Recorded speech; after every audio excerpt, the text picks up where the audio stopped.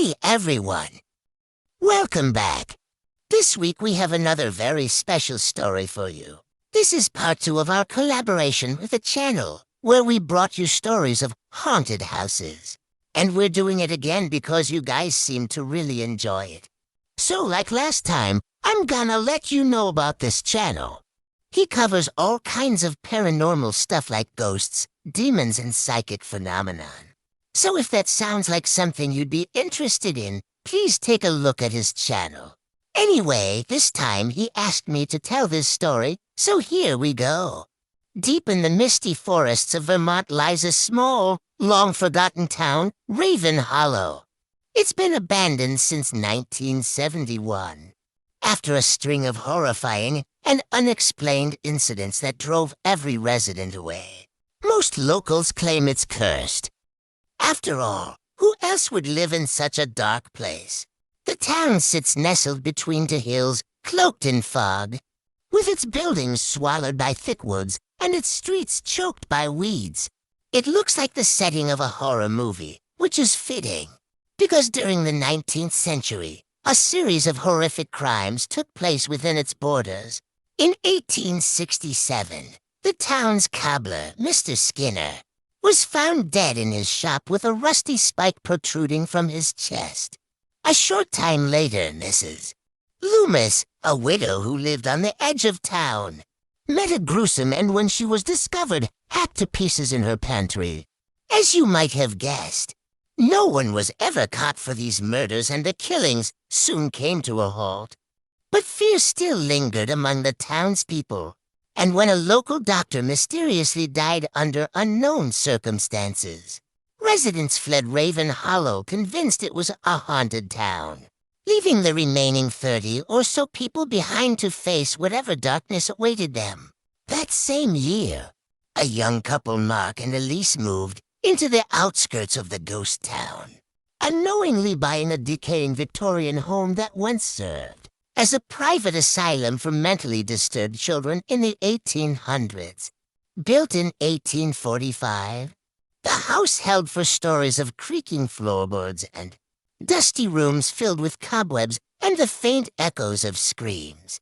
The locals called it the Whisper House and warned the young couple to stay away. But Mark and Elise were skeptical of these tales. There was no way this house was haunted, or so they told themselves. On their first night, Elise woke to the sound of tiny footsteps running upstairs. They had no children. Mark checked, only to find the attic door wide open. Moments before, they had bolted it shut. As Elise drifted off to sleep again, she heard giggling coming from the hallway outside their bedroom. Startled awake the following morning, she noticed antique dolls sitting on the foot of their bed. And though she swore she didn't put them there, Mark confirmed they weren't there the day before. These events continued until one day Elise found a hidden keyhole behind an old painting. With trembling hands, she inserted a key they found earlier, and the wall slowly swung inward to reveal a staircase leading to the basement. Though frightened, Elise descended the stairs and found a nursery. Rocking horses moved on their own, cribs rattled, and a music box played eerie tunes. Soon, she began hearing whispers throughout the house, children calling her name in the dead of night. Then came the mirrors. She saw the reflection of a small girl with hollow eyes watching her, smiling, waiting. Elise tried to ignore it, believing it was just a trick of the light, but the image burned itself into her mind. She became obsessed with the house's history and the children who had died within its walls. Their spirits seemed to whisper to her through the creaking floorboards, begging her to help. Her boyfriend, Mark, grew desperate. One morning, he woke up in the cold, damp basement with no memory of going there. His arms were covered in tiny scratches, like fingernails of a child. He insisted they leave, but Elise refused. "I can hear them," she said. "They're not evil. They're just lonely." Mark stayed with Elise for another month, trying to understand why she was so drawn to the house, what she hoped to accomplish there. But he soon realized nothing could pull her away. The whispers had become too much for him, and the nightmares he suffered each night were impossible to endure. So he packed his things and left her behind. Elise spent the rest of the summer alone in the mansion. She conversed with the spirits of the children, laughing and playing with them, finding comfort in their company.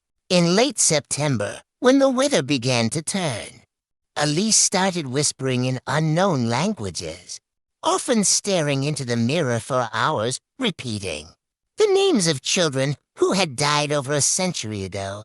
One evening, she wrote down everything she learned about the house and its former occupants. By candlelight, she made an altar adorned with flowers and photos of the lost children.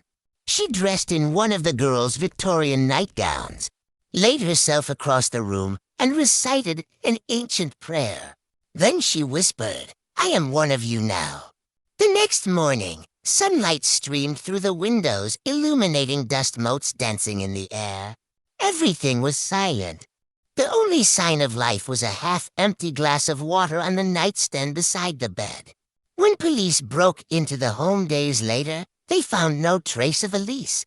The only thing left behind was a message carved into the children's bedroom wall. "We don't leave.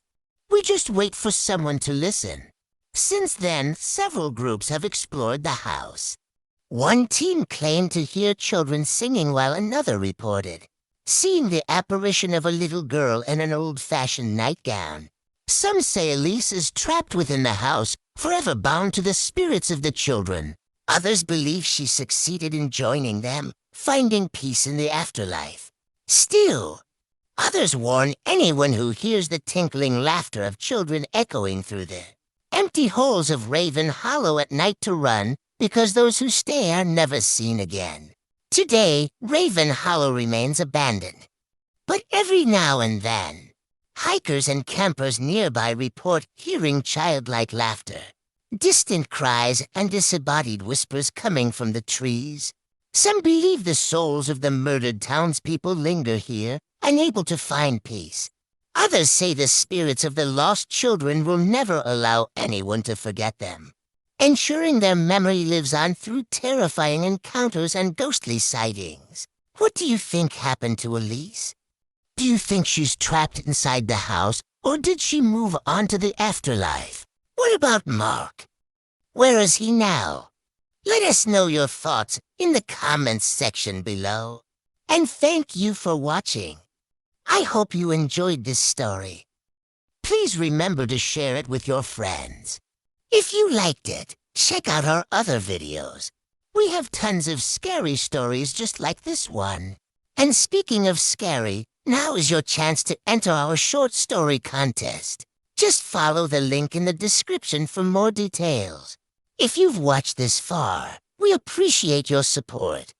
Remember to subscribe if you haven't already. Thanks again for watching. Have a good night and try not to get scared.